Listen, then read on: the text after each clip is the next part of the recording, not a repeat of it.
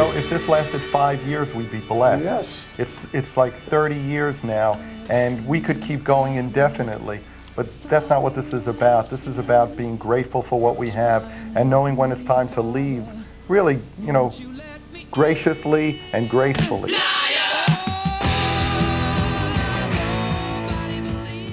Ha, some clip. Hi everybody, it's me, Dr. Fuck. Loved by thousands, hated by dozens on this channel. I put up this Paul video yesterday of him in Spain or somewhere in Europe where it sounded like shit, and like 90 people, 90 somewhat percent of the people were saying, man, Paul should give it up. Oh my God, that was terrible, this and that. And some were saying, man, this is really sad. I really love Paul, but he really sucks now. And then there's 10% that are making excuses. One guy, or a girl, I don't know, let's just say one bitch, ended up saying that I tampered with the audio. I tampered with it. Like I'm the one that I'm speechless. Anyway, I commented with that person, putting a link of a different camera, a different angle, saying, is this tampered too? The excuses people make. Well, Paul's 70 years old. Give him a break. He should retire like he said in that first clip. And while you're on top, right? Oh, no. But what excuse do you got now? Look, whatever excuse you have of that clip I just played Paul, you just can't admit it. You just can't say it. He's a liar. You know what? It will set your soul free to accept the truth. He's a fucking liar, man. You know what his excuse was? I read the book. You know why Kiss got together after the Farewell tour? Listen to this. I mean, you can't make this shit up. Somebody that was washing his car said to Paul, hey, Paul, when's Kiss getting back together? And he said, hey, you know what? You make a lot of sense, car washer. I'm going to go fucking reform Kiss. Some logic, huh? Anyway, and also, I want to add this, you know, when Kiss did get back together, I wasn't too fond of it, but I looked at it this way. I was like, well, it kind of was the farewell tour of the original lineup, but that's not how they build it. So I was even kidding myself. I almost became a sheeple like one of you guys, one of you dozens out there. Anyway, so I got to add this little comment I got from some guy called Gibson Les Paul, and I don't have the clip in front of me, but you will see it now right here with the magic of my Sony Vegas thing. He said, I can't wait till Dr. Fuck or any of you ace nut singers have to say about his performance at M3. Number one, I've never seen his performance on M3, but you added a clip and I saw it, and let me tell you something, it was fucking terrible. That's right, I can admit it. Ace was sloppy, it was terrible. And I guess you also missed my review of Anomaly, where I didn't like Anomaly. I guess you missed my review on Second Sighting. I guess you missed that one video I put up talking about Ace's Falls, how he was sloppy and a drunk and, you know, fuck up. I guess you missed all that. And also the Unmasked songs. I didn't like the Kiss Unmasked songs with Ace, especially Two Sides of the Coin. Oh man, is that a clunker. I admit I am an Ace nut swinger, but unlike you, I know how to let go when the shit sucks. Unlike you. He went on to say on that thing, if you read it, you know, what you don't understand is that we people that still go see Kiss know that Paul is not going to sing like he did in Lick It Up. Well, shit, he ain't going to even sing till it's From Live to Win, okay? We go because now Kiss's lineup is the best it's ever been. Hey, that's your opinion, and I respect it. Do I agree with it? I saw Kiss on the Monster Tour. I don't agree with it. That shit was terrible. The band was lazy, slow, and Paul sounded like shit. They just looked like old dudes upstairs going through the motions. It was fucking shit. So you're talking to somebody that did see the Scab lineup, okay? And I saw the Scab lineup on Rock the Nations, which was fucking good. I actually have the CDs. You know those. You know, a buddy of mine, and plus, I seen Scab Kiss 3 times. Every time I saw him was for free because my buddy is a big Kiss fan, and he ended up taking me. And I did enjoy the first 2 times, and he took me to Monster, and that's when I was like, fuck, enough of this shit. But the Rock the Nation tour was great. They did some good Jeep tracks, and it was kick-ass. So here you go, a scab hater giving them props. But the last time I saw them, and I know what you're saying, well, it was an off night. No, no, no, it wasn't an off night. Paul Stanley's having nothing but off nights now. It was terrible. I have a video of the show I saw in Hollywood, what was it, 2013 or something, or maybe even earlier than that. And when Paul was doing the intro to Heaven's on Fire, whoa, whoa, the guy next to me said, "Don't do it, Paul." And man, there were a lot of people around my area fucking horrified going, man, this is terrible. And Paul's voice is the reason I will not go see Kiss, unlike you. That's the main reason I won't see Kiss. Not that they're sloppy and slow. Paul Stanley was one of my favorite singers, man. I mean, still is. You know, I'm not going to discount the old Paul Stanley. It does make me sad, I'm not going to lie. But I can't help but put up clips about Paul Stanley when he's the first guy to make fun of Ace Frehley not growing as a guitar player, Peter Criss being a lousy drummer. You know, he was very quick to talk about other people's talents in the band. Now look at him. Karma's a bitch, isn't it? Paul Stanley's a frontman. This is a very unpopular opinion, but it is my opinion and I stick by it. Paul Stanley as a performer is fucking awesome. While the song's playing, the way he jams, he rocks out to it, he prances. I loved all Paul Stanley, how he fucking jammed on stage during the song. He was great. He was awesome.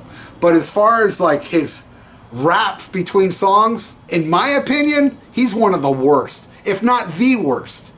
That guy is fucking terrible. People, he sounds like a preacher with a lobotomy. And, you know, my favorite Kiss album is Kiss Alive. And on there, like, you know, when he goes, I heard some of you people out there like to take some alcohol and shit like that. I mean, it's somewhat tolerable, but it's borderline annoying to me as well. But I'm able to hang with that. To me, that's the best Paul doing raps. And believe me, that's nothing to write home about. But that's my opinion. I don't think he's a great frontman. I think he's a great performer. I think there's a difference between a performer and a frontman. A frontman is a guy that can perform great and also rap between songs really great. And I think Paul Stanley's terrible. And even though it is tolerable on Kiss Alive, but boy, by the 80s, I went to the nurse's office and she got down on my 501 and she went, oh my God. I was like, I don't want to hear you talk about getting your dick sucked. Your fictional story, because you know it's bullshit. And I'm kind of like, fuck, man, just get into the goddamn song. Stop fucking talking. You annoy the living piss out of me. Frontman, he sucks. Performer, he's great. I also want to talk about the 7,000 subscribers I just got. Awesome. Thank you so much. I hope 7,000 more come along. And that's something very important I want to talk about. All you people out there that go out of your way to leave me little comments and bash me, why don't you read the comments on there, man? Everybody's either agreeing with me or they're pretty much on my page. You, my friend, think that you speak for everybody? No, you don't. I don't speak for I don't think I speak for everybody. I know there's a lot of people, and I really respect anybody that hates what I have to say and say, man, fuck this jack off and never watches me again. Those people to me are cool. The people that stick around and have to leave me comments, you're my bitch. It's that simple. You're my bitch. You come to me and you come to my channel. Man, I'm getting a lot of text messages. You come to me, you come to give me a lot of text comments, and then when you do that, you are in my YouTube channel. Therefore, you are my bitch. And I can delete you, which I usually do. I usually don't even comment to these nerds. I just delete them. But now and then, I'll leave a comment saying, you know what, one more word from you, I block you because you're my bitch and I control your destiny on the Almost Human 56 channel, bitch. Thank you. Anyway, so what else do I want to talk about? Peter Criss. Peter Criss is playing the, not playing, he's going to be at the, what's it called? Spooky Empire in Orlando in October, and I am going. I know last year or earlier this year I said I was going to Spooky Empire to see Vinnie Vincent. and shit happened. I ended up not going, and I'm glad I did, because fuck that scumbag. At that time, I was like, well, man, hopefully Vinnie has changed. I love Vinnie Vincent. I love what he did in Kiss. Even to this day, I still love Creatures and Lick It Up. No matter how much of a scumbag he is, I still love those fucking albums, and I still think he's an amazing talent. The video I made like a month or so ago where he pulled out of the Rockin' Pod Expo, and he made up all these lies about the guys running the Rockin' Pod Expo, and I knew all the inside information even before it was announced he was going to be there, because I have inside information on it. And he went back on so much shit. He made up new rules. He made up lies about the people. It was just terrible what he did. Well, guess what? It happened again. That's right. Vinnie Vincent was supposed to be on some Comic-Con shit. And as you see on this little picture I'm showing you here, which I'm not going to reveal my source, and it doesn't matter who my source is. I mean, it matters to me. She's a hot piece of ass, but she doesn't want nothing to do with me because I'm a slut. But that's a whole other story completely. But this picture here, it shows you that he is no longer going to be at this this expo, whatever, because they couldn't come to an agreement. Now, let me tell you something. I am pretty aware of when it comes to appearances, because I've toured pretty much the world, and I'm in a band, and when you make an agreement to be somewhere, if something bad happens health-wise or something like that, something out of control, it doesn't happen. But here it says they couldn't come to an agreement. You don't come to an agreement, don't book it. That shit was booked, just like the Rockin' Pod Expo. Everything was cool, everything was a go, then all the rules changed. Well, it seems like this is the same fucking bullshit going all over again. It was booked. He was supposed to be there. Now they couldn't come to agreement. The agreement should be done before it's ever announced he's gonna be there. That's the way it works, people. No matter how many times some of you dozen fans probably leave me stupid comments of, oh, it could be this, could be that. Unless it's a health issue or something out of their control, then I would agree with this. But to me, it says it right there in black and white. They couldn't come to an agreement. This guy's a fucking mess. He is just a fucking mess. And right now is proof number 2. And I predicted this shit was going to happen. Vinnie Vincent will never, ever release new music. He might release old music, but in order to do that, he's got to sign contracts. So I don't know how that's going to work out. But, and the people that are waiting for 2 box sets, like he agreed, keep waiting. I see Paul singing like Pavarotti before that happens. Or fuck it, let me just stop now and play you another clip. We really feel that while we're in our peak, and we really are at our peak, the last few tours have been great, that's the time to leave. You leave with the greatest memories, you leave with the greatest relationship with your fans. It's really time to say goodbye, and we can all do it smiling, and we can all go off and have great memories, and why tarnish it by hanging around longer than you should? Better to leave a little early than stay too late. And while we're still having a great time, and while we're in our prime, anybody who's seen the last couple of tours knows we've never been better, but that's the time to leave. This will be the ultimate show, and we want to leave people with the best memory possible. And the time to say goodbye is when you're in your prime, not to do it to a point where people wish you weren't doing it. There you go. Look at Paul. Look at it's just so much bullshit. Anybody that defends that, you just can't handle the truth. He's a liar. Period. And my documentary, everybody's saying, when's the next documentary coming out? The 80s. Look, it's not going to be out till next summer, 2019 in the summer. I'm going to put one up every year around the same time, summer of every year. So please don't ask me when it's going to come up. I say it during the scrolling. On the scrolling it says,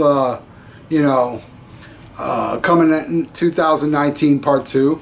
And just so you know, anybody that leaves comments and you don't see this video, I'm not going to answer you.